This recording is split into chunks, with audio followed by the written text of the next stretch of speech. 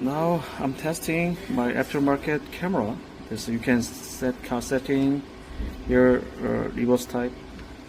This is original camera, factory camera. This one is aftermarket camera. So now when you put the reverse gear, you can see this very clear AHD camera, backup camera. It's very wide angle. And also very clear. They support flexible parking guideline. Also turn the steering wheel left or right, and this thing, it is flexible, so you can ease to park as like an OEM. So I'm gonna show you. They support full screen rear view camera. Also you can divide the half screen and a parking sensor here.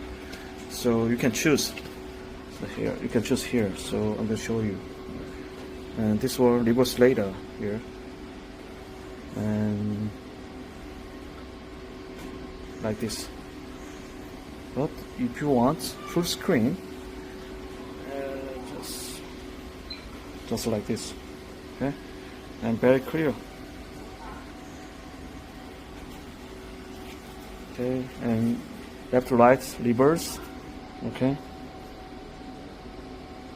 reverse image.